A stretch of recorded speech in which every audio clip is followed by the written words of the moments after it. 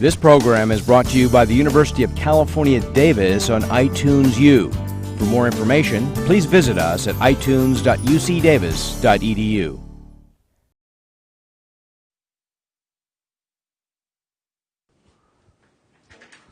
All right, so tonight's topic will be about spline curves again.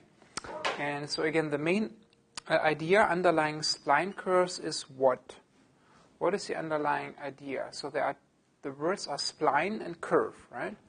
Spline curves, and the other important word in this context is continuity. So how is all of this related?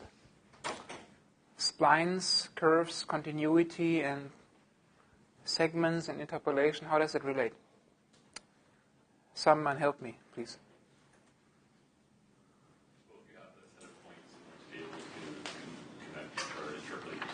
A bunch of points, find one curve that passes through all the points, but the curve itself is broken down into individual pieces or segments. And so this breaking down of the overall answer into the individual components is the splining part, right?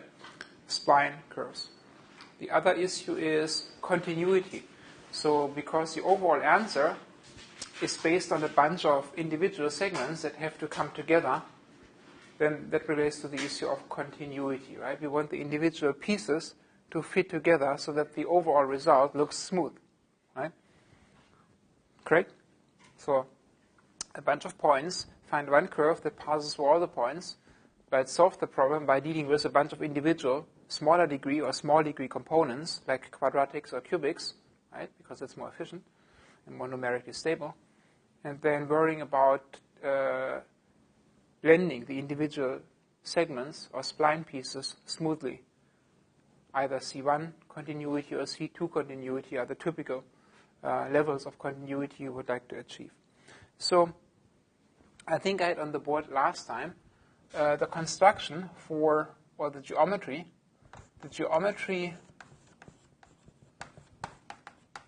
tree for C2 continuous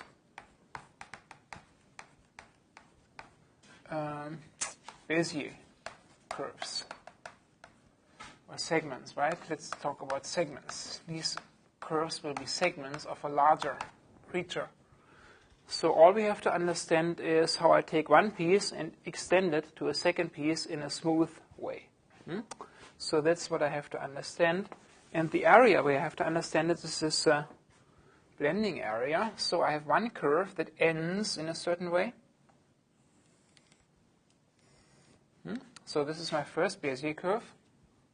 And it consists of a bunch of Bezier points. I don't care about the beginning of the curve. I care about how it extends to the second curve. So this would be my point Bn. This would be my point Bn minus 1. And this would be my Bezier control point Bn minus 2. So the curve ends somewhere like this. Now I would like to connect it to a second curve or a second segment in a continuous way. Continuous means that this point has to be a shared point between the two segments. First derivative, continuity, means that the second Bezier point of the second curve has to lie on this line, and that this line has to be split in a certain ratio, which relates to the underlying time or parameter interval. So there is a first segment defined over some parameter interval, this one. You can think of this interval becoming this curve, right? And the other one, the other curve segment, is based on that segment, and these time intervals have certain length.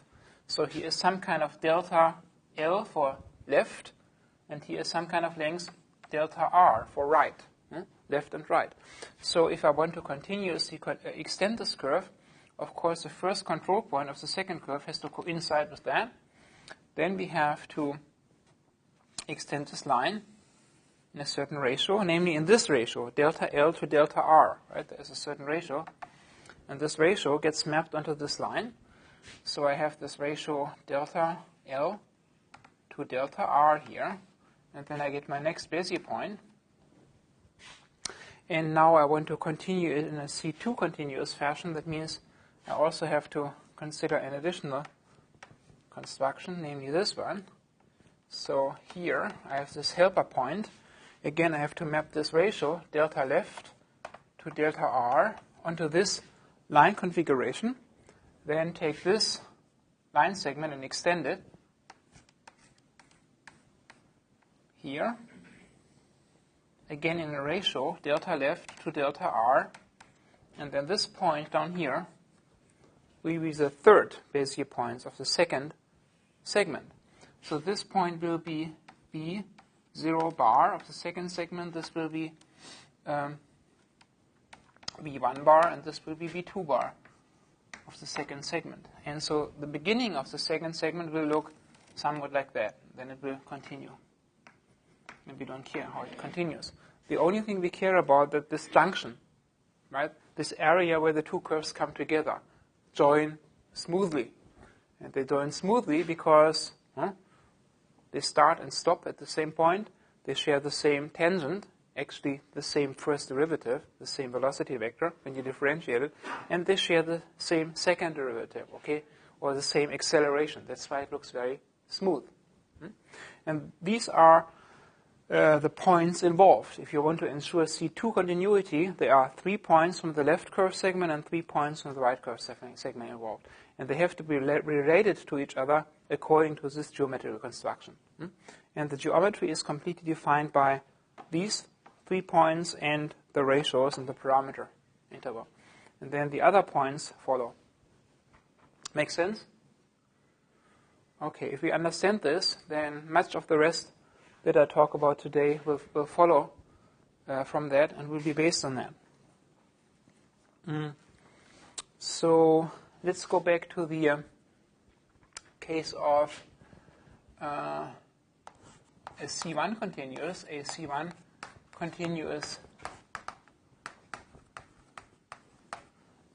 quadratic spline curve.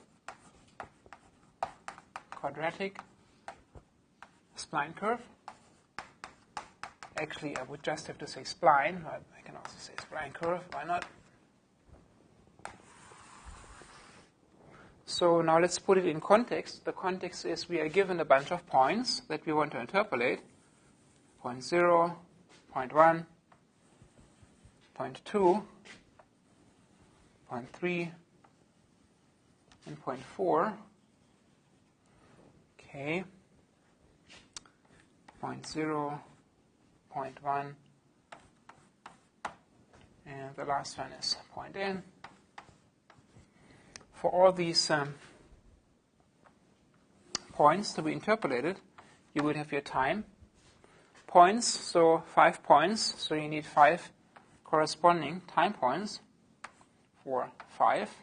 So that would be time 0, time 1, time N. And then you have certain ratios here, right? So these intervals have certain length. And let me just call them delta 0, this would be delta 1, and this would be delta n minus 1, the last one. Okay. I said if you want to fit a quadratic spline through these points, all that you need is the set of points plus 1 derivative at the beginning or at the end. That specifies everything, right? So I said, okay, I go ahead and specify how the overall curve should start out in terms of derivative, and I specify the tangent vector here. Say this is the derivative vector, the first derivative at p naught. So I call this guy derivative at p naught, and then maybe this indicates it's the derivative vector. Now I can also go ahead and enumerate all the Bezier points for all the individual quadratic pieces by going through there from B0, B1, B2, B3, B4, B5. I just keep on enumerating, okay? But they are not one Bezier curve. There is a bunch of individual quadratic Bezier curves. So this guy will be Bezier point B0. This one will be B2. This one will be B2n. Okay, so I need an interior Bezier points for each quadratic segment. And then I said if I want quadratics and I specify the derivative at the beginning, then the first Bezier points, B1 is just the first point, P0, plus some ratio times the derivative, P0 bar, I called it. And then the fraction in front of it is delta naught over 2. Okay, so this is the recipe for computing B1. And when you actually do that, then you will get B1 being somewhere here. Okay, so these guys are also Bezier points. All the points to be interpolated are endpoints or start points of quadratic Bezier curves. And then all the ratio conditions, delta 0 to delta 1, have to be satisfied. Delta 1 to delta 2, delta n minus 2 to delta n minus 1. And so by enforcing these delta conditions, I get the other Bezier points. And in this case, this is roughly what I would get. I get these interior Bezier points. And now I can name them. This one here is B1. This one is B3. And this one is B2n minus 1. And I have a bunch of individual quadratic pieces. First piece, second piece, third piece, and fourth piece. That's what I get. And they all come together in a C1 continuous fashion, right? They share the same tangent, the same first derivative vector at this breakpoint, at this breakpoint. Why? Because always three Bezier points lie on a line in a certain ratio. And the ratio is always a ratio given by two consecutive of these time windows, time intervals. So this would be delta 0 to delta 1. This ratio here would be delta 1 to delta 2, and so forth. Okay, so you get the idea. Again, you get one unique quadratic spline curve from specifying the points plus one derivative vector. Actually, you could specify the derivative vector at any point. Okay, when you think about it. I chose to specify it at the beginning. But you can specify the derivative at any of the points, either the first, the last, or any point in the middle. That's the degrees of freedom you have, the points plus one derivative. But once you fix one derivative, all the rest is dictated. Okay, there's no freedom anymore. It's very interesting. So is this the answer you want? If I give you these points, boom, boom, boom, they all lie on a line, right? It looks like they're on a line. And what do I produce? I produce this highly oscillating thing, which will oscillate forever, right? Why is that? Why does it oscillate? Well, because my desire to start with this angle, right? If I had specified the derivative to be horizontal, then everything would be horizontal, right?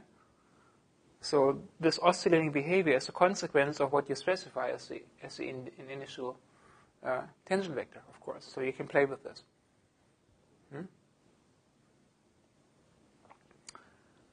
Now you can also revert the construction. You can do the same thing and you specify the tangent vector at the end. And then you do it from right to left. You construct from right to left. And so you get an answer for this, and you get an answer when you do the same construction from right to left, and you average the two, and you get an average answer. So play with that a little bit. Does this all make sense? What's going on there? Any number of points plus one derivative vector specifies the quadratic spline. That's it. One unique answer. But again, even though I enumerated all the Bezier points from B0 up to B2n, it is not one Bezier curve, right? It's a union of independent Bezier curves. It's a union of a bunch of quadratic Bezier curves. I just chose to keep on enumerating, right? B2, B3, B4, B5, B6. It's your choice how you do that. Right, I call B0, B1, B2, and again, this is B0, B1, B2, and this is again B0, B1, B2. You can do that too, right? Whatever. So far, so good. And now I have to talk about this one issue of parametrization. Right? Where do the t values come from? Obviously, they're important. They influence everything because the ratios of these independent or these various intervals along the t-axis influence the construction that we have to apply to ensure continuity.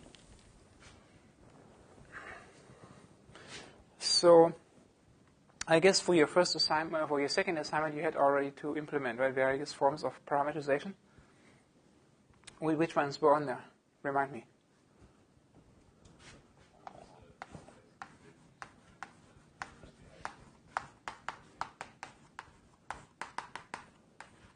Parameter values. Which ones did I ask you to do?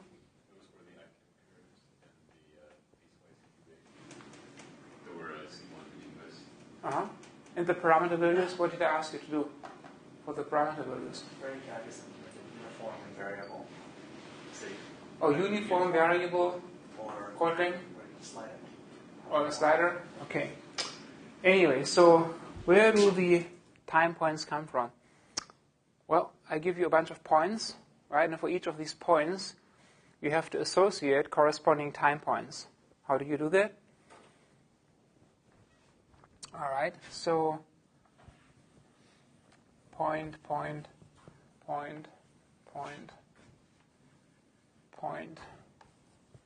Okay. Well, if you specify these points, you can also say, well, I specified in a sense, you specify the polygon there, right? If you connect them. Why not? So you have a point 0, you have a point 1, you have a point 2, or point I, you have point n minus 1 and point n. Okay, and you need the t-values. What is the simplest way to assign t-values? If you have 5 points, you choose 5 t-values, and the values are 0, 1, 2, 3, 4. That is the simplest way. You just say 0, 1, 2, 3, 4. So you say value is 0, 1, 2, 3, 4. Or in this case, it was 0, 1, I, n minus 1, and n, right? And so this is value t0, t1, ti, tn minus 1, and tn. Okay, it's the simplest way to assign that. The ti equals I, right? The next case would be you assign some constant delta, okay, to 1, 2, 3, 4, okay. Some same distance all over the place. The distance is not 1, but some delta, okay. So, okay, there is some delta everywhere here, okay, in between, and you would just say that is ti equals I times this delta value, okay. Both of these parameterizations, they would just be called uniform or equidistant, right? Equidistant.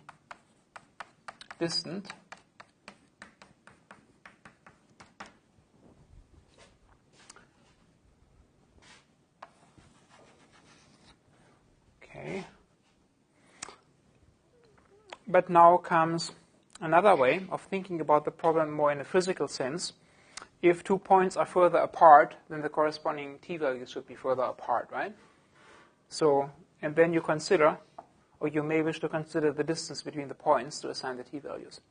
So the next generalization would be you have t, and you set the first one to 0, that is t0, and then you consider the length of these line segments or the chords.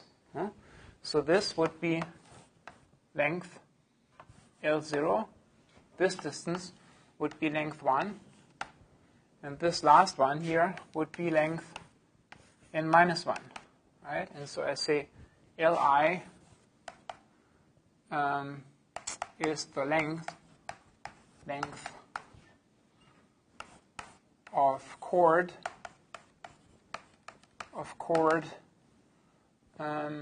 pi plus 1.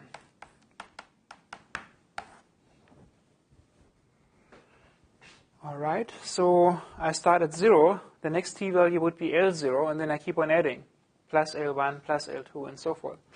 So at t1, I would have the value L0. At t2, I would have L0 plus L1, and so forth.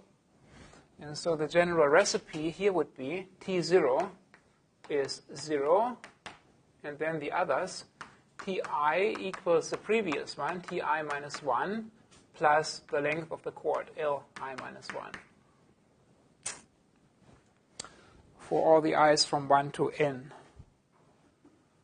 Okay, and then comes another generalization that is called centripetal parametrization.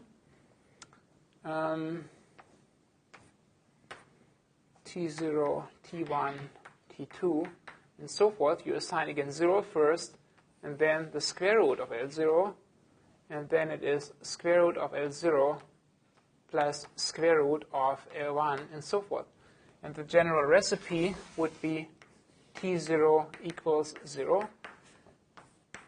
And then you say Ti equals the previous value, Ti minus 1 plus the square root of Li minus 1. And again, I have to tell you the names. So the first type was called uniform, equidistant parametrization. The next one is called chord length. This one here is chord length, or chordal parametrization. And the last one I talked about is called centripetal. Centripetal.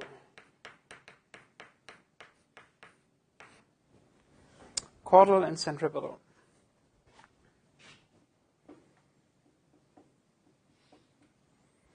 And again, the results that you will get when you actually interpolate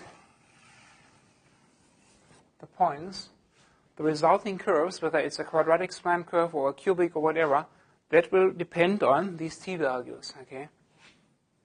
And if you want to completely interactively specify the t values, of course you can do that too. The user may be able to move these things around, and then you see how the curve changes.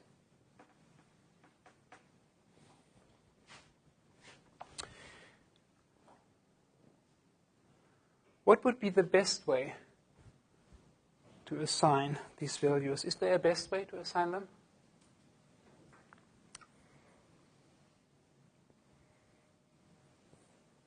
It is all based kind of like when you go to the more general versions here, it's based on the distance from here to here, right? It's based on the distance between 2 points.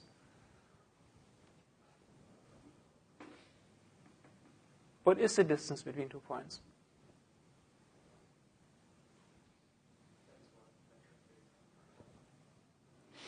The best you can say before you start interpolating, the distance between 2 points is the length of the line segment connecting them. But once you know the interpolating curve, what is the distance? Once you have computed the interpolating curve that goes through this point and this point, the distance or the way that you have to travel to get from there to there is the length of that arc, right? So the real or a more appropriate way to parameterize from here, from Ti to next time, Ti plus 1, would be based on the length of the real arc. Don't copy this, okay? Right? But do you know this beforehand? It's kind of like, right? I mean, you specify only the points. You need the t values to get the curve. You do not know beforehand what the length of the arc is anyway, right? But you can do the following. You can say, okay, I specify the points. I start out with some initial set of t values. Then you compute a first curve. And once you have the first curve, then you can compute the length of the arc. How do you compute the length of the arc? Well, you compute the length of the arc by evaluating it, right? By a bunch of points, and you add up the length of the little segments on that polygon, right? Then you have the length of the arc. And then you can adjust. Then you can interpolate again and can go forward and backward until you have a parameterization that is called an arc length parameterization, right? So this thing, if you actually go towards a parameterization that considers the length of that thing, then you go towards a more general form of this, which is an arc length parameterization. An arc length.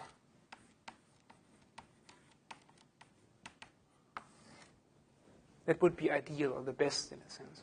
But again, you don't know the length of the arc before you have not interpolated. So you have the points, you start with some initial set of t, then you interpolate for the first time, then you get a first interpolating answer, and based on that, you can compute the length of these arcs, and then you can adjust your t-values, and you can reinterpolate based on the new set, and you can go forward and backward all the time until you're happy. But I don't expect you to do that.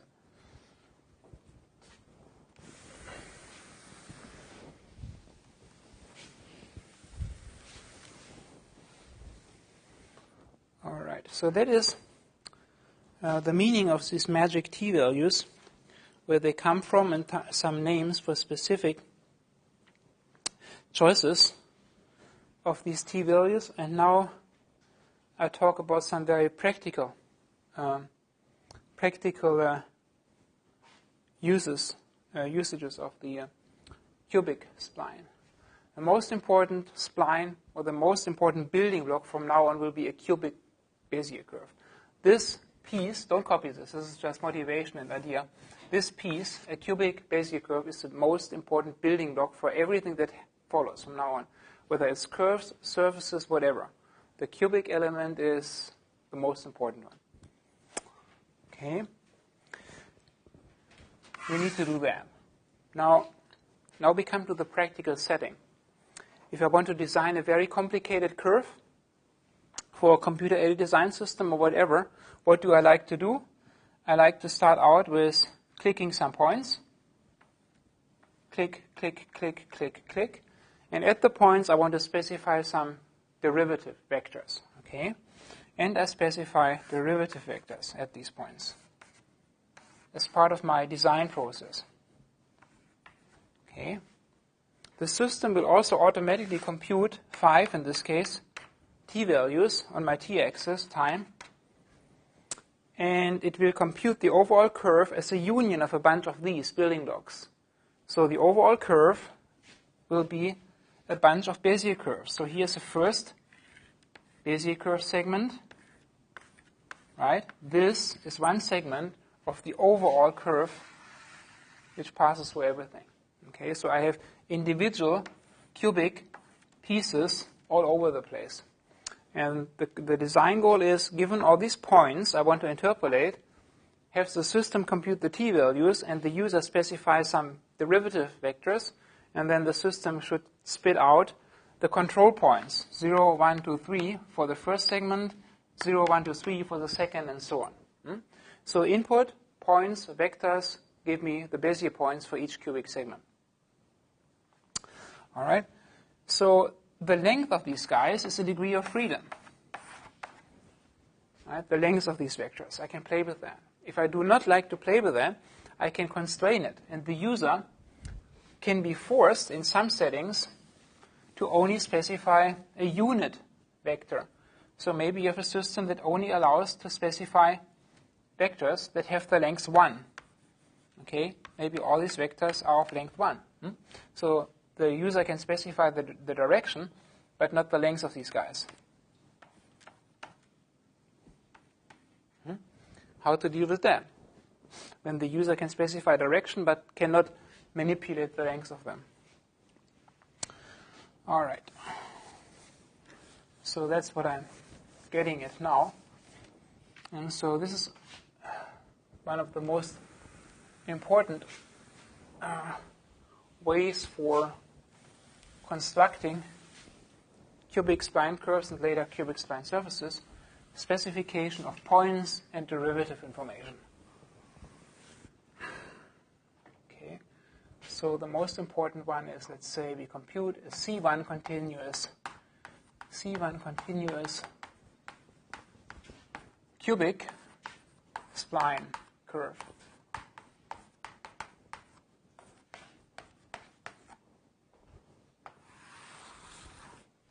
So what is given? Given is a bunch of points, P0 up to Pn, vectors at the points. I call them, well, why don't I call them V0 up to Vn, and maybe you or the system computes the t-values, T0 up to Tn. Okay. And wanted or needed are all the Bezier points for the overall curve, and I call them B0 up to B3n. You will see where the 3n comes from in the sketch. Okay, so what is a building block? A building block is this. Somewhere I have this point and this point. And I only need to understand what happens locally to construct one segment. For one segment, this is the point pi, and this is point pi plus 1. This will be defined over one particular interval from ti to ti plus 1. And this will have a certain length, this interval, and I call it delta I. And the user also has specified the velocity vectors, I said. So there is something like this, and I call it velocity vector vi, and the velocity vector or derivative vector here, which I called velocity I plus 1. All we need to understand is where are the 4 control points, the 4 Bezier points for that segment. We know that the first point is the first Bezier point, and we know that the last point is a Bezier point. And we know that the interior Bezier points lie along these lines given by the vectors, right? So we can say 4 Bezier points per segment, Bezier points per segment.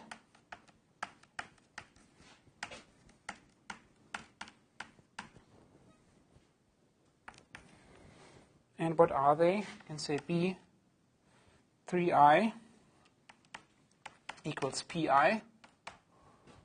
Then we have B3I plus 1 is something. B3I plus 2 is something. And the last point, B3I plus 3, is the endpoint, Pi plus 1. So now we only need to understand where the other points are. Well, they are here and here. So here's a control polygon.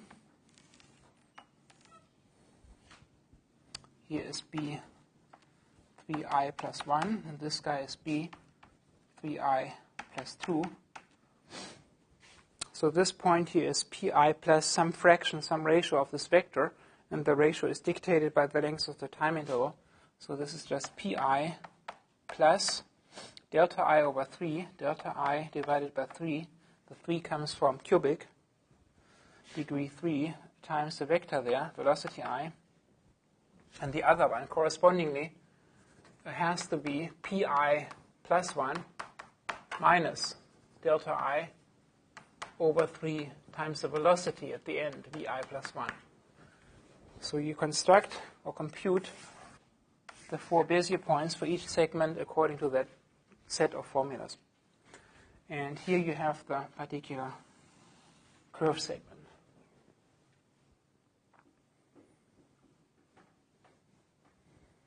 So Pi is B3I, and Pi plus 1 is B3I plus 1. Right? Makes sense? 4 points per segment. This is a construction. You have to apply this building block over and over again. It's always the same routine. Now, the next case is the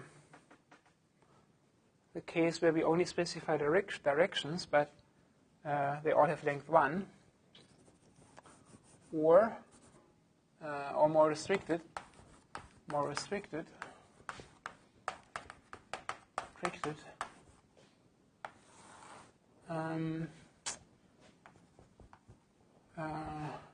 User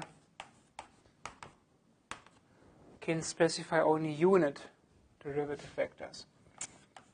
Can specify only normalized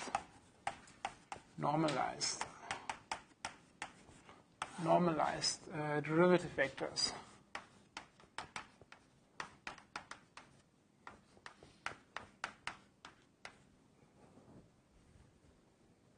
Okay, in this setting, we have the following situation.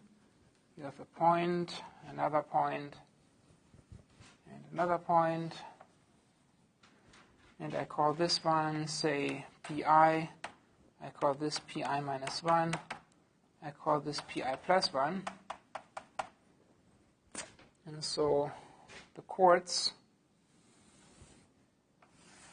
connect like that, and there is this corresponding portion on the time axis. So here's something, ti minus 1, ti, and ti plus 1. And here's delta I minus 1 and delta I.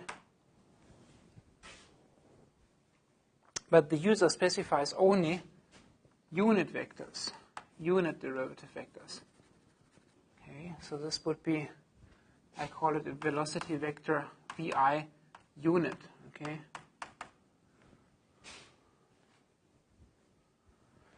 So of length 1, if this guy is normalized. Okay.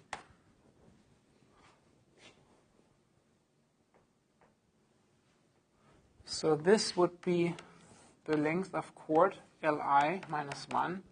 This would be the length of chord Li. And it will not be good to apply the same scheme that I have on the board right here to this setting. It would be first wiser to stretch or shorten these normalized velocity vectors. How can I do that? Well, I just go to a physical interpretation, okay?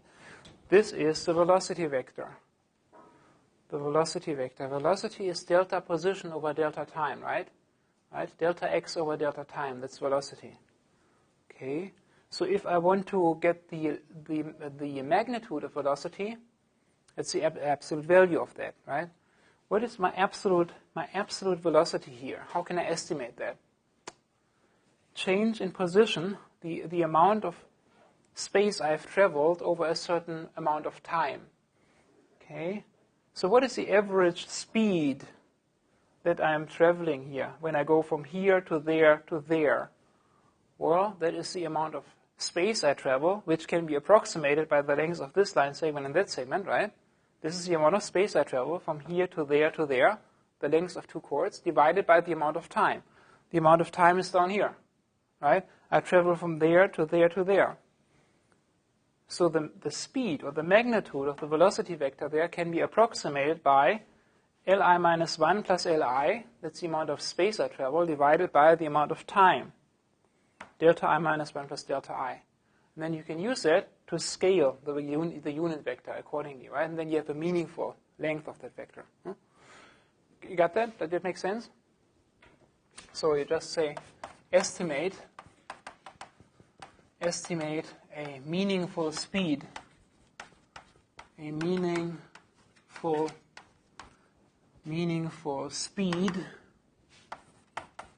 speed at point pi. Okay, and I'll just say speed at location I, speed sub I, or just call it Si. Okay, speed I is Si, is approximated by the distance Li minus 1 plus Li, Li minus 1 plus Li, divided by the amount of time. Okay, so that is delta I minus 1 plus delta I. That's the length of these two intervals combined, right? Delta time. Delta I minus 1 plus delta I. That is a good approximation for the speed. And now you could say that a meaningful velocity vector up there would be the unit vector multiplied by that speed vector, right? Then scale vi unit to vi, which is the speed at I times the velocity I that was given to you in normalized form. Okay. And then once you have that, then you apply this scheme. Then you apply scheme star, because then you are back to that setting, right? Now you can apply scheme star.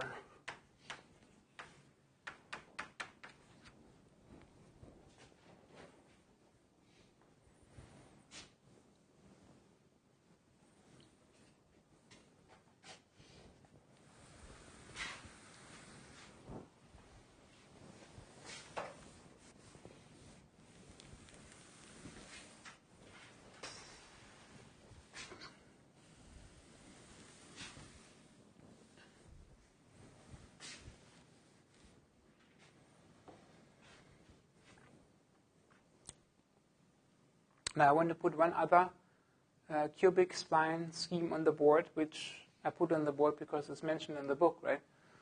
Besides, everything that I mentioned is in the book somewhere, right? I only serve the purpose to help you interpret the books a little bit, right? So you don't have to read all the books, but you just come to a lecture and understand the book. So let's see.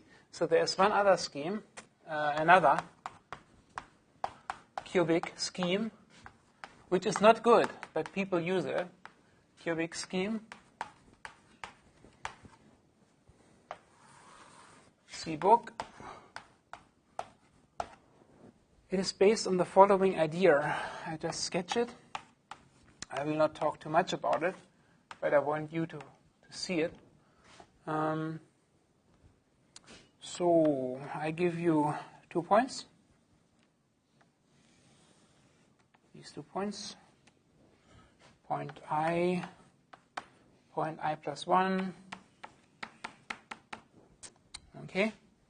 And I give you unit vectors at the beginning and at the end.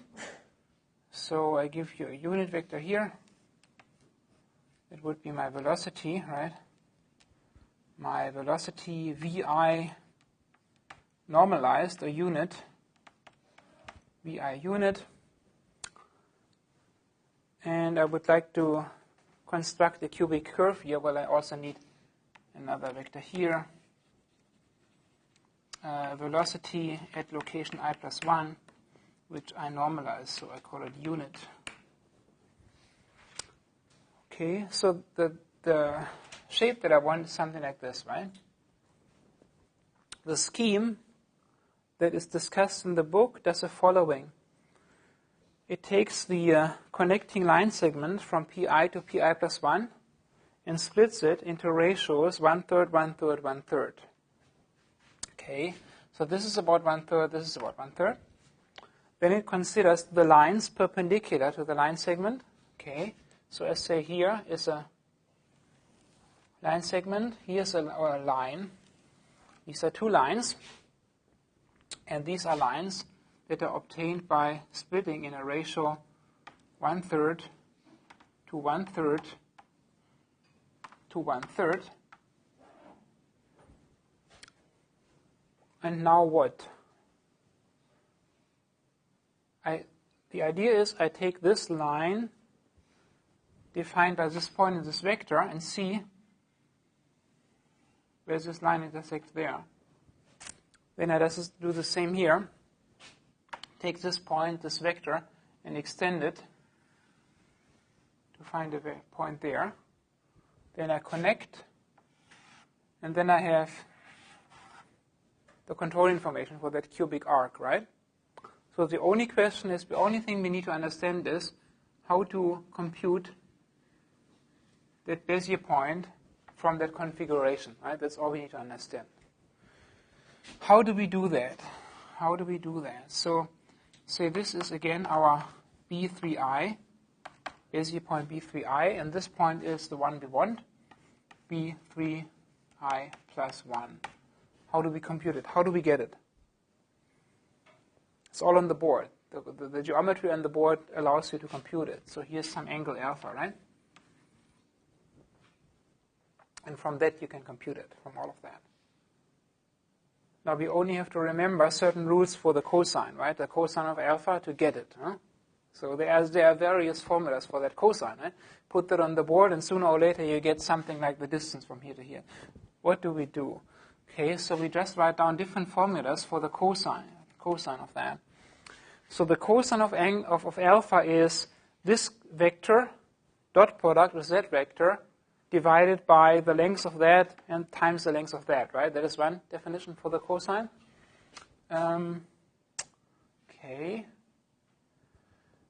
So we have a first law for the cosine there. Cosine alpha is the dot product of this vector and that vector. So that is just pi plus 1 minus pi dot product with this vector, velocity I unit, and again, don't forget I call it unit because this is 1, right? Divided by the length of this difference vector here, the length of pi plus 1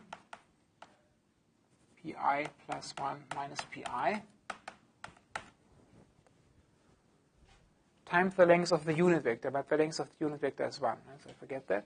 Then you get a second expression for the cosine of alpha. Cosine of alpha equals, so the cosine of alpha here is also this length divided by that length, right? So I can say this is length A, and I can say this is length B, right? So now I can write down the other law for the cosine. Cosine alpha equals A over B. Cosine alpha equals A over B. And what is A? A is 1/3 of the length of the line segment, right? So it is 1/3. It is 1/3 times B times this line segment. That is the length of pi plus 1 minus pi. Okay. From that now I can solve for B. B is the unknown in the whole game. Right? I only need to understand how far this Bezier point is away from that one. That's the unknown. The B is unknown.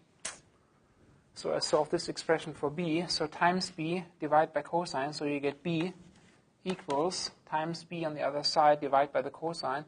B equals pi plus 1 minus pi divided by 3 cosine alpha. Okay, and for the cosine alpha, you can now use that expression, right? Then you have it. Okay, so here you have star. Now use star for the cosine expression, cosine alpha, and from that you get B equals something. Then you get B. Once you have B, from that, step 3, you can compute B3i plus 1. B3i plus 1 equals pi plus this B value plus B times the velocity unit vector at I, V unit.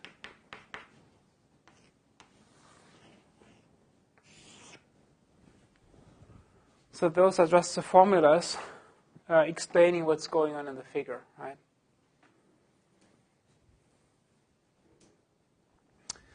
And maybe I do another example of that, just to make sure that you got that.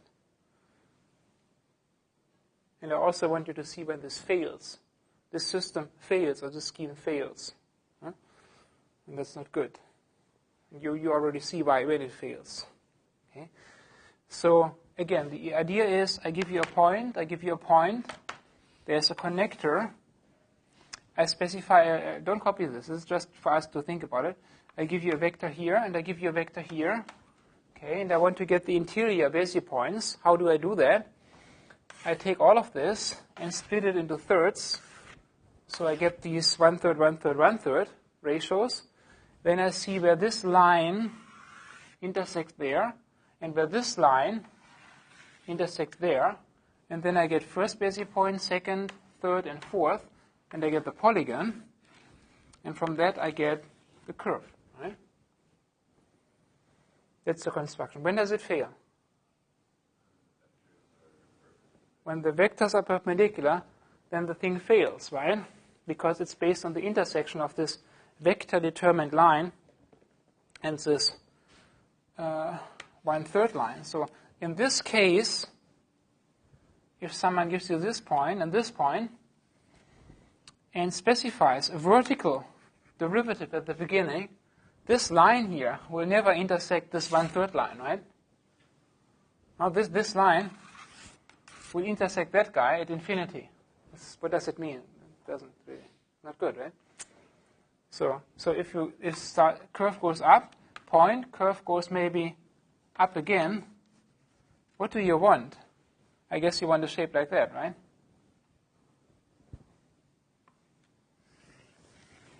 Something, right? But the scheme cannot give you that because its control point is somewhere up there, right? Because the intersection of this line with that line is at infinity. Right? So this scheme doesn't work. It breaks down, right? Scheme can fail. Right? Just remember that. Scheme can fail. And then you have to think about the special case treatment. Can fail. When does it fail? It fails whenever these vectors are perpendicular to the connecting line from pi to pi plus 1. But anyway, people like that scheme. Now, we are going more and more in the direction of automation.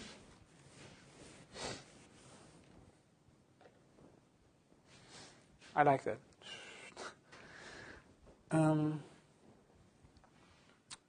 If you want to specify everything, you click the points, click, click, click. You specify the vectors at those points, vector, vector, vector, and you specify the t-values, right? Time 0, time 1, time 2. And you have to specify a lot. Well, we already have these different schemes for the computation of the t-values, right? So if you compute the t-values automatically, you don't bother. The system can do it for you. What about the vectors, the derivative vectors? Can the system do that for you as well? In a good way?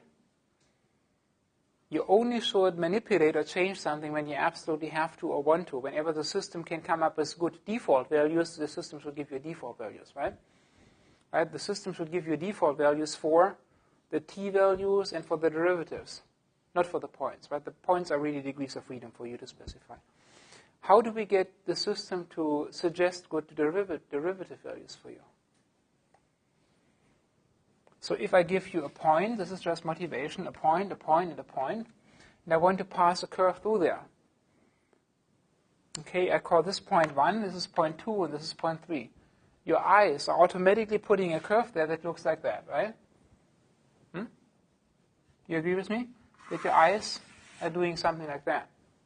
So if your eyes are doing that, then of course the derivative vector there should be the derivative of this curve that your eyes are putting on the board anyway. And the derivative vector is, say, that guy, right? So this is what your eyes see automatically. Can the system see that too?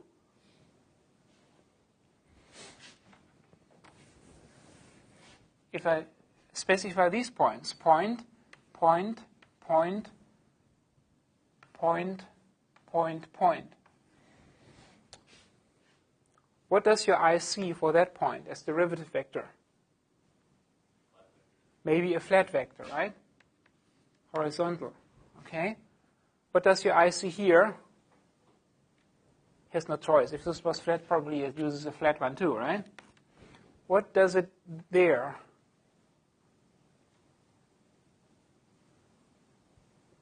It has to go up, right? So the vector probably has to be something like that. Huh? Agreed? So probably have to do this. What would it do there? Has to go down again, right? So maybe horizontal, flat. And then here, opposite of this has to go down. And then who knows there. But anyway, if this is the natural way, then it would be flat. Something like that. Then it's something like that. Then it goes down. And then maybe like that, right? So the question is, our eyes seem to focus only on the local neighborhood of 3 points, right? When I give you a bunch of points, many points, it seems to be the case that when asked what is the good derivative there, that your eyes focus on the left neighbor, the central point of interest, and the right neighbor, to fitting a curve through there, forgetting all the rest, and then taking the derivative of this curve to specify a meaningful derivative vector there. That seems to be the way your eye works, right? If this is a good way, how can we tell the computer to do the same? What is our eye doing?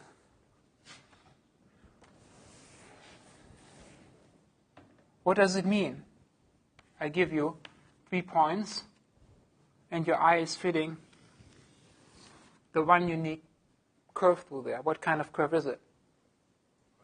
3 points, 3 degrees of freedom, n equals 2, 0, 1, 2. It's a quadratic curve. It's a parabola, right?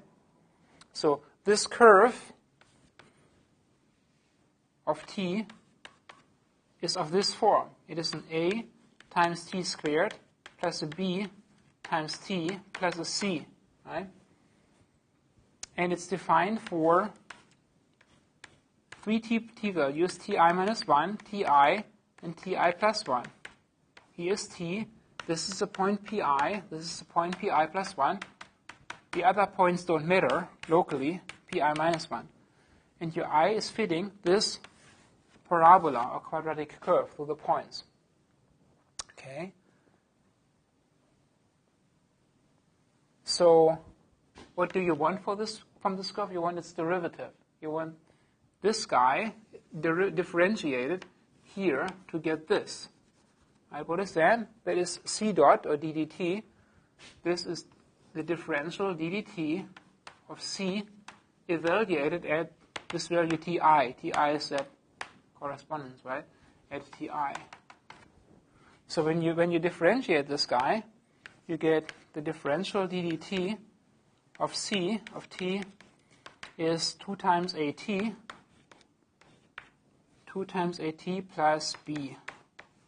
Right? And when you evaluate it for ti, the derivative d dt at c at evaluated ti, you get 2a ti plus b. And that's the derivative vector. So the only question is, how do you get the a, b, and c? How do you get those?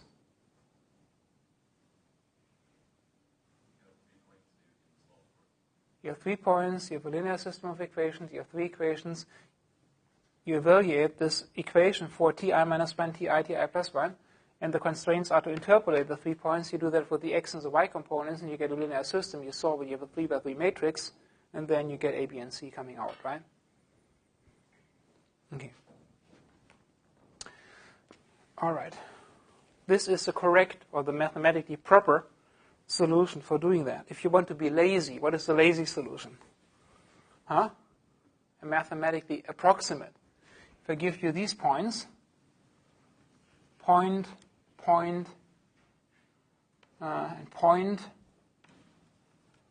okay, what is the meaningful derivative vector for that guy?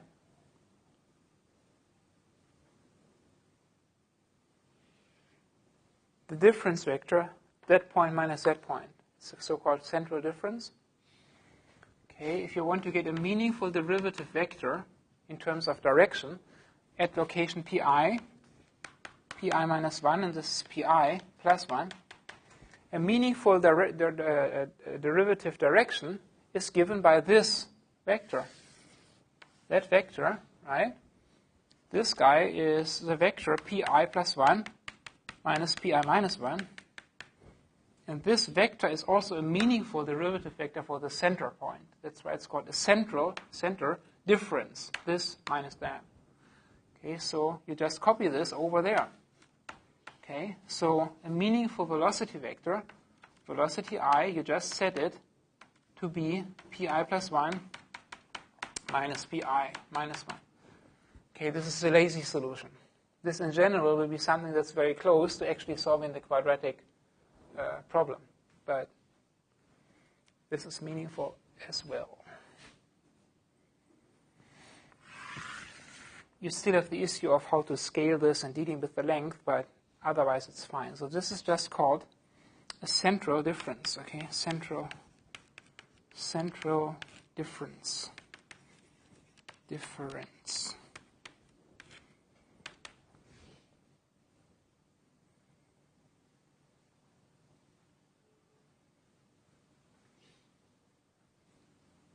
It's good, right? Is it good? It is good. Why is it good? Let's convince ourselves that it's pretty good, that it's meaningful. I give you a point, I give you a point, I give you a point, I give you a point, and I give you a point. So I give you 0.1, 0.2, 0.3, 0.4, 0.5. And I need meaningful derivative estimates for these points. I said the lazy solution for getting a derivative at 2 is 0.3 minus 0.1, right? So 0.3 minus 0.1 is this vector here, and I just copy it there. And that is meaningful. A meaningful derivative vector at 3 is 0.4 minus 0.2. So this is this line segment, so I copy it here. That's a vector, right? Meaningful. What is the derivative vector at 4? Well, I say it should be something like 0.5 minus 0.3, so this vector. I still have to worry about scaling it. And then a meaningful derivative for this location, 5, it would be 1 minus 4. Okay, so that would be this direction. Would all be pretty cool, because now I have the cubic problem again. Point, point, 2 vectors. I get a cubic curve. I get a cubic curve. I get a cubic curve. And that all looks pretty meaningful, right?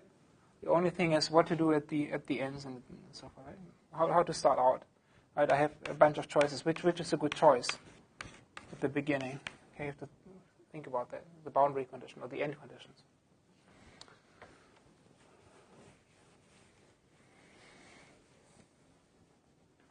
Does it all make sense?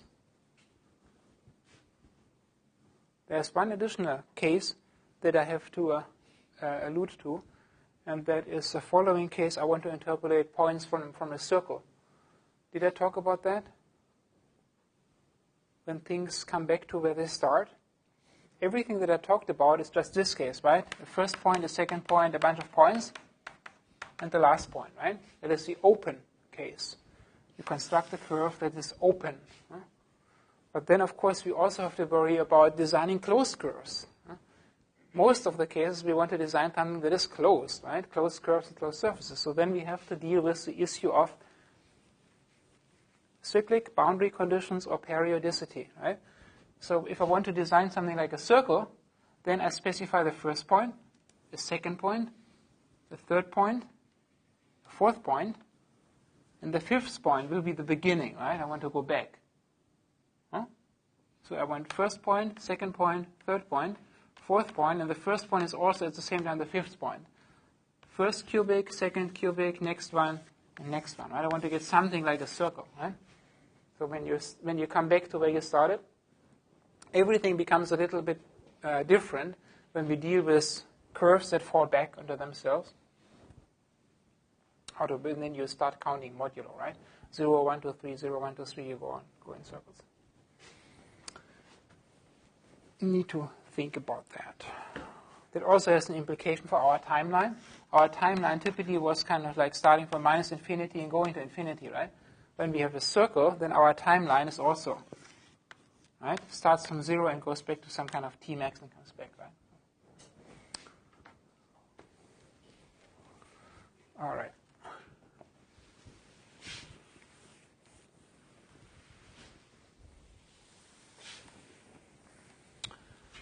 So the next topic is paving the way for, I think, the most important topic in the whole class, which is cubic B-splines and B-splines in general. So Bezier curves are already quite important, and the B-spline curves are even more important. They are a generalization of the Bezier curves. And we will also use the B-spline curve notation to motivate cubic splines. So I just call it towards B-splines or B-spline curves, okay?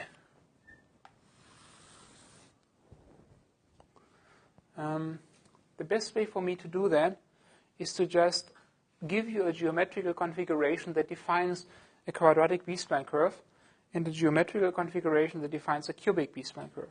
Later on, we have to see how we construct the geometry.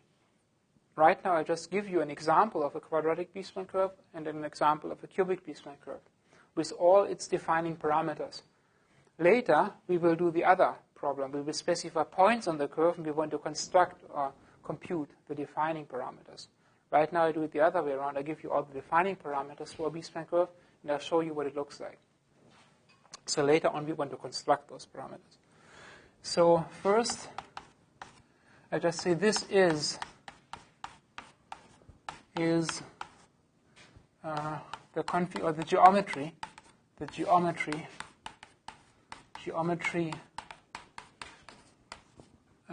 of a quadratic B-spline curve, of a quadratic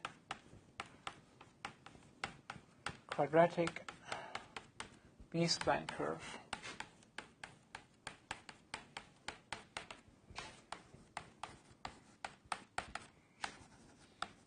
Okay. Let's see, which example did I choose? 5, okay.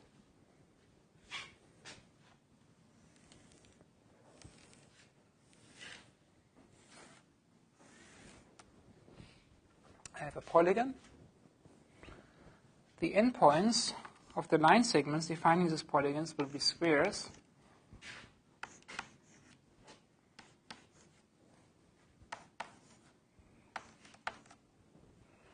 And I'm talking about a quadratic B-spline, so somewhere there must be something quadratic going on. And those quadratic things will be segments that pass through two consecutive bullet points. And those bullet points here are the endpoints of the quadratic pieces. Okay, so here's the first quadratic piece. Here's the second quadratic piece. Here's the third one. And here's the fourth one. Okay. I like to start out with something concrete, and then from the concrete you can see the more general formula, right? That's the way I like to do it. So here we have the first point. We always like to call the first point P0, the next one P1, and let's do it concretely. So I give them names P2, P3, P4, P3, and P4. If these are the points, then we also know that there is a parameter line, and now I will switch. Now I will call this parameter line no longer T, but I will call it U. It will become obvious later why I now call it U. But again, there are 0, 1, 2, 3, 4, 5 points, so I need 5 points here, or U points, U values. And I call them U0, U1, U2, U3, U4. And now I will also introduce some additional ones. So there's an additional guy there, and here's an additional guy. And so, well, if this is left of U0, it has to be called U minus 1, and this must be U sub 5. Okay. So the mapping here is, here's a first interval that maps to the first curve segment. Here is the second interval, and this maps to the second curve segment. It's all about patterns and seeing how the geometry and the indexing relate to each other. Okay, so these segments match in a continuous way. This goes back to the topic of continuity. The first quadratic segment comes together with the second one in a C1 continuous fashion. That's all I can achieve. Two quadratics, two parabolae, can come together in a C1 continuous junction point. Okay, and that is the case if these three Bezier points lie on a line that is segmented or partitioned in a ratio given by the ratio down there. Okay, so here this thing is called delta 0. This would be delta 1. This must be delta 2, this is delta 3, and this must be delta 4. And here, well, delta 0, this must be delta minus 1. Where are the ratios? the ratios go here. So this is delta 0 to delta 1. This is delta 1 to delta 2. This is ratio delta 2 to delta 3. And here we have delta 3 to delta 4. And then here we have to have delta 0 to delta minus 1.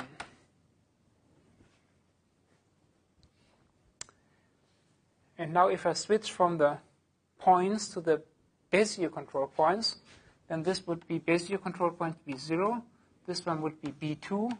This one is B3. Oh, yeah, B4. This is B6. And this one would be B8. Right? And the squares in the middle are the odd-numbered Bezier points. B0, this must be B1. This is B2, so this one is B3. This one was B4, so this one is B5, and so on.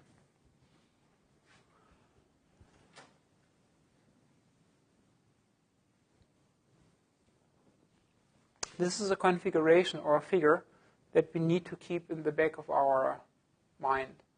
Okay, this is a configuration that defines the geometry and the geometrical constraints that have to be satisfied for these pieces of quadratic segments to be joined in a C1 continuous fashion everywhere.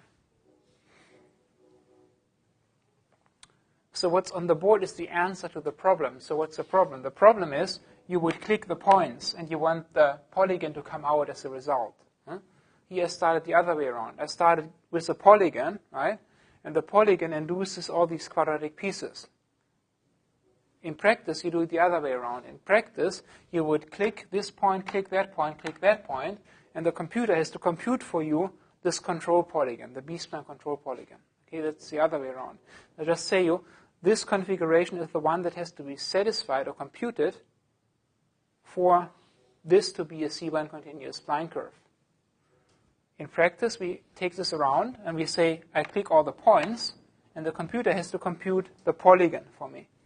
Okay, but first we have to understand these configurations before we can write that down. If I can talk about a construction for a quadratic B-spline curve, then I can also talk about what is the next? Quadratic, and then comes cubic, right? That is practically the most important setting, right? Quadratic is fine and fun, but the most relevant is a cubic B-spline curve, or the cubic spline in general. So I have to put that on the board, and that is the most important picture ever, probably for the whole class. So this picture you should really inhale and digest and memorize and appreciate and never forget. And again, one can memorize it rather simply by focusing on the patterns. It's all about patterns. So now I talk about the cubic. 2 cubic. And that's the most important. For the cubic B-spline curve. Okay. Again, I give you the polygon. 1, 2, 3, 4, 5. Okay, I give you a polygon, and I say the endpoints of these B-spline control polygons are squares. They don't have names yet, but later on they also would have names. And now I already will do some splitting here. I will put some circles here, some circles here, circle here, circle there, circle there, circle there. And put some additional 1/3 ratios here and 1/3 here. And worry about connectors. Circle here, connector, circle here, connector and circle, connector and circle.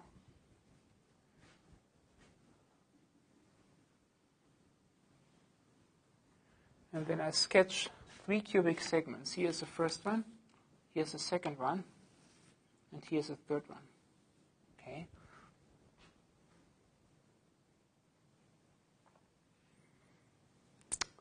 So here is, these are our points later on, our bullets, P0, P1, P2, and P3.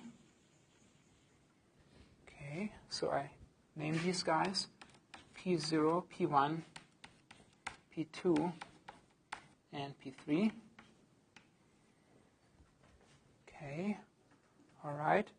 Here's my first cubic segment. Now I refer to it by using the Bezier points. So this is B0, this one will be B1, this one will be B2, and this one is B3, and so forth.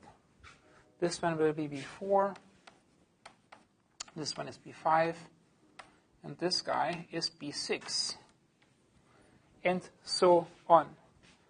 Now I have to worry about the parameter interval. And so the parameter interval, maybe I sketch it here. So again, I switch to the U name at this point.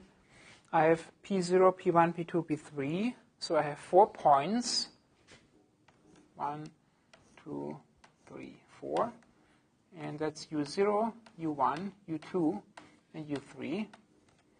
And these 3 intervals correspond to the 3 curve segments. What else? I have certain ratios on here then. So this would or length. This is delta 0, this is delta 1, this is delta 2. And then in the cubic case, I also have these things outside. So here is the first one outside, which I call U4. And here's another one outside, which I call U5. And so then this must be delta 3, and this must be delta 4. And 2 to the left. So here is 1, and here is 1. And I call this U minus 1 and U minus 2. Then I have to name this delta minus 1 and name this one delta minus 2. And those ratios given by the deltas are also in the configuration. Okay. Delta 0, delta 1, delta 2. Those lengths correspond to the 3 arcs, the 3 segments. So this one has to be the ratio delta 0 to delta 1 to delta 2. Then this one has to be delta 1 to delta 2 to delta 3. And this one has to be delta 2 to delta 3 to delta 4. Now going backwards, this was delta 0, delta 1, delta 2. So this one must be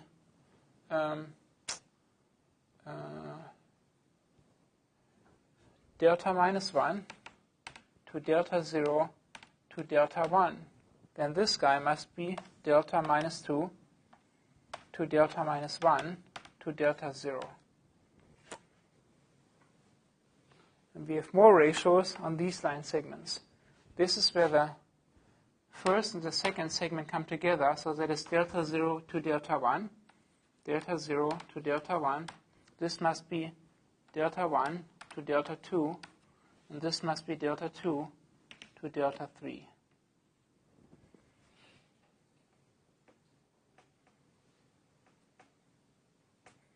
Correspondingly, this must be delta minus 1 to delta 0, and that's it.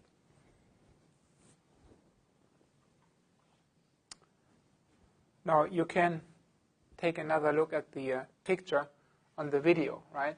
And you can make sure that you have the geometry captured. So, I mean, you can do that at home tomorrow or 2 days from now to look at this.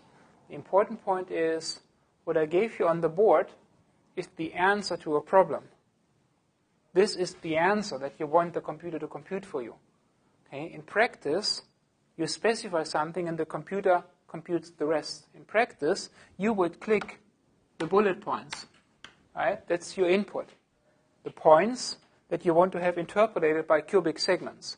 And the computer should compute for you this control polygon. Here I did it the other way around. I gave you the control polygon and I told you the curves coming out and the points coming out, the bullets. In practice, you reverse this, right?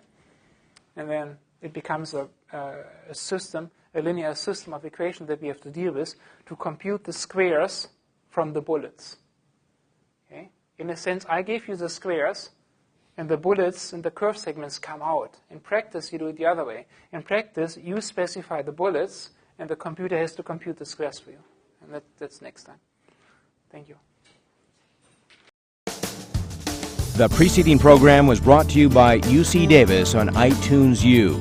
Please visit us at itunes.ucdavis.edu.